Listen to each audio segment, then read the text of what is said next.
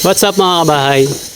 Alright, so update tayo dito sa ginagawa natin sa Fiesta Porac 3. Ayan, Fiesta Porac 3. At patapos na nga kami dito. Ito, naglilinis na sa loob mga kabahay, no?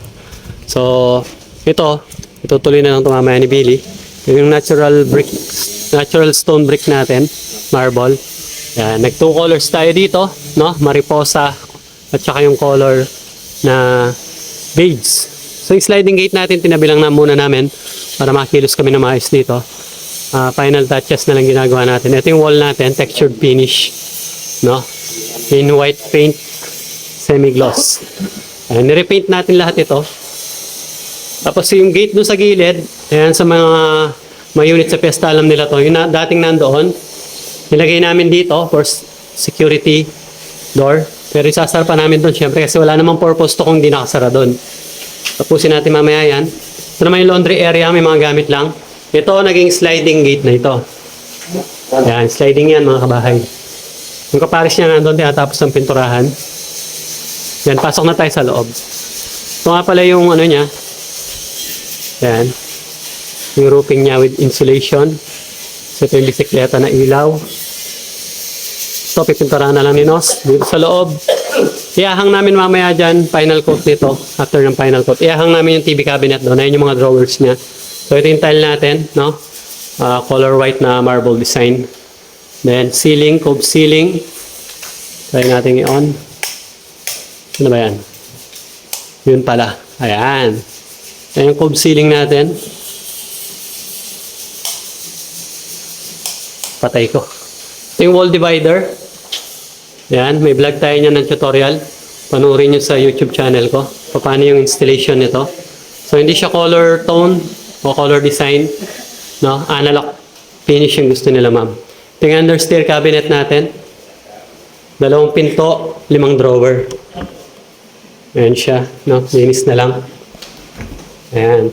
Ito naman kaya iba yung tiles dito. Carpet kasi to. So, binagay namin sa kulay ng carpet. Ganyan yung carpet na gagamitin. Then mini altar, may mga gamit. Ito yung drawer. Ayan, may bigas pa. Ayan. So naka 45 degree, siya na yung nag-silbing handle niya para malinis. Wala na nakalitaw dito na handle. So bali ganyan siya. Ayan. Tapos yung kitchen natin. Ayan, tapos na rin to. Ayan. Hindi lang nakasara yung mga pinto para hindi muna dumikit. Ito yung ating stove. Then yung gas range. Ay, hindi nakasaksak na. Ay, hindi nakasaksak na pala. Ayan. Working na yan. Kitchen. Yung mga pull-out basket nando sa loob. Ito. Dito yung LPG. Naka-tile na rin. Ayan, yung ilalim na lababo, naka-tile. May pull-out basket pa tayo dun sa kabila.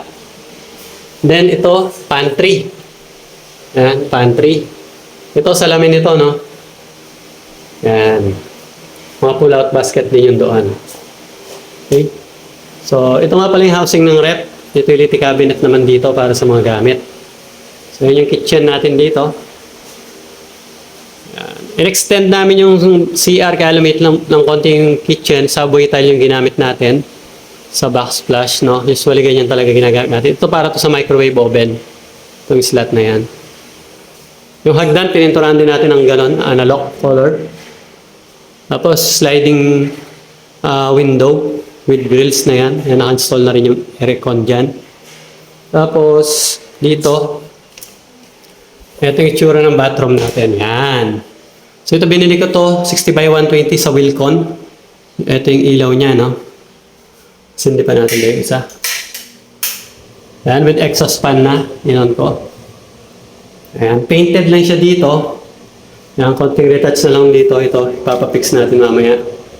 Na double painted na namin, hilamos. Itong wall na to, ginawa namin to para makagawa kami ng niche. Kasi hindi kami makagawa ng niche dito or doon possible mabutas yung kabilang pader na ng kabilang unit. Yung toilet bowl, nagpalit tayo.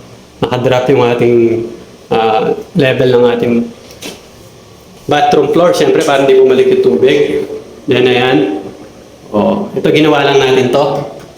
Ginawa lang natin tong tawag dito is lavatory cabinet or vanity cabinet. Yan, ginawa lang natin yan. Yan. Tapos ito binili nila ma'am. Pero ito akong gumawa dito. Ito tile, binagay ko yung tile Calcutta, white Calcutta finish, Calcutta, para babagay siya rito. So tile lang itong ibabaw. Tapos plywood yung cabinet natin. So yan, ganda o, parang pang hotel. Ito, touchscreen, mirror. Maganda yung warm eh. Yan ang maganda. So ganyan siya.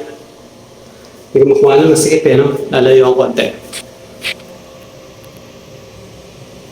Ayan. Ayan, ganyan siya. Ayan yung outlet niya nasa taas. Then dito, ito yung sinasabi ko, syempre dapat nakadrop. Mas mababa ito para hindi bumalik yung tubig. Gumamit tayo ng long shower drain. Yayamanin gold finish yung ng shower set. Ito shower set is pang dual. Buksan ko lang itong pinto. Nag-e-echo yung boses ko. Itong shower is pang multi-point water heater. Pero ginawa ko lang paraan kahit na hindi pang multi-point yung connection nito, ginawa ko ng paraan. Nilagyan ko yan ng isang supply ng hot at isa papunta sa cold. So ito yung resulta. Ito naman yung sinasabi ko na gumawa kami niche. Yun ang purpose ng wall na to. At the same time harang. Tapos tempered glass. Napakakapal na tempered glass. 1/2 yung kapal. So napakatibay at safety dahil tempered glass siya. Tapos nag-install tayo ng touch panel o touch screen, no? Na water heater. Pakita ko sa inyo. Ayan siya. So ito yung supply niya na cold. Ito yung output niya na hot. Pabalik dito sa shower. Ayan tayong gumawa niyan. Patay muna natin. Hindi naman ginagamit.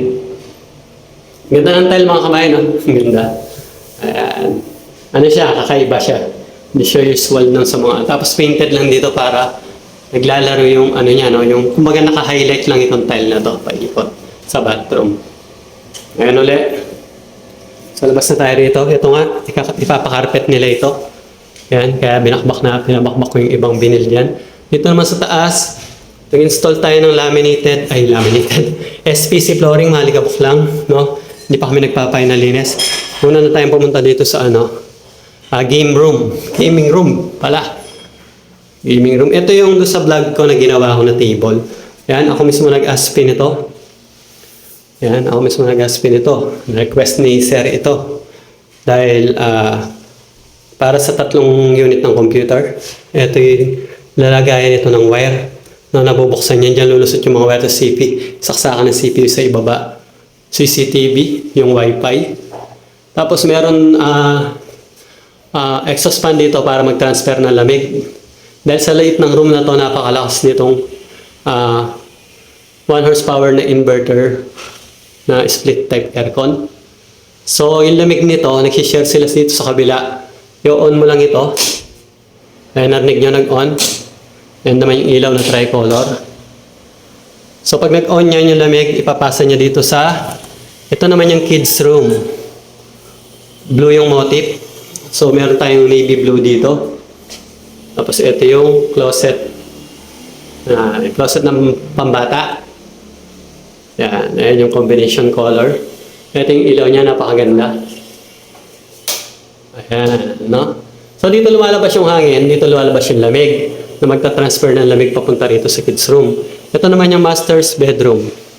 Ito yung installation, no? May vlog ako niyan, yung SPC flooring ang tawag dito. So magbe-baseboard na lang ako dito. Ito tinanggal, ito naman yung vanity table. May drawer yan, tinanggal lang ni Tapos tinanggal lang ni Billy, pina-final coat. And then ito yung floating shelves, so may mirror dito yan. Tapos may outlet tayo doon para kung gagamit ng hair dryer o blower. Ito yung sliding closet natin. Yung sa taas, mapapansin nyo wala silang mga handle, no? Kasi ito push to open with hydraulic lip. Papakita ko sa inyo yung hydraulic lip niya. Ay, kinalag pala, sorry. Kinalag muna pala yung hydraulic lip niya. Siguro nung nag-align si Billy. So, pag turnover doon ko na papakita yung hydraulic lip niya. Pagkita ko rito, hindi gano'n nakasara. Ayan yung closet with Duco finish. No? Then yung TV cabinet. Ayan. Lalagyan ko yan ng mga handle dito yung TV. Sinara namin yung window dyan kung mapapansin nyo. So pag in-slide mo ito, ayan, hindi pa natin napapalinisan. Meron na siyang hanger rod. Tapos meron siyang tatlong drawer. So sa kabila ganun din, identical lang. Para sa mag-asawa, tig-isa sila, di ba? Ito yung kabila. At syempre may drawer din siya. Yan. Ganyan siya pag nakabukas ng kalahati. So, wala siyang handle, ganyan lang yan. Ganyan lang naman yan. Ayan. So, ayun ulit. Ito, 5 drawer. No? Yan. Nagpapalinis na tayo. Punas-punas ng mga alikabok mamaya. So, yun na lahat yan. Sara muna natin mga pinagbubukas natin dito. Mga pala yung ilaw sa simple lang. Ito naman is naka 3-way switch. So, pwede ko siyang buksan dito. And then, pwede ko siyang patayin sa baba mamaya pagbaba ko. Ayan yung niya, pendant light or chandelier niya sa taas. So, dito natin siya papatayin. Dito, dahil naka 3-way yan. O, di ba? Kung umakyat naman ako, pwede ko siyang buksan at patayin doon sa itaas. So, ito na yung dining niyan. Ito yung living area. Mapapansin nyo yung usually yung unit talaga ni Cresta, yung pinto na yun nandito katabi ng bathroom, pero dahil yung pinto niya dito, doon namin in-extend yung bathroom, yung toilet and bath, para lumaki siya. Nilipat naman namin siya doon sa kabila. So ginawa natin dito, nagpalit din tayo ng bagong steel door. Ayan, at nirepaint namin yung bagong steel door, same color as yung tubular natin at lahat ng bakal natin dito sa loob. So ayun lang. Ito naman nag-P-ball tayo, P-ball finish. No, linis na lang din yan mamaya. And then black tile. Ito naman sa garage, tile din, na black na 40x40. Ceramic yung ginamit natin. Ayan. Ayan si Nos nagkakape. So ayun mga kabahay, no? Patapos na. At yung sunod na video natin dito is turnover video na mga kabahay. Sana abangan nyo yun.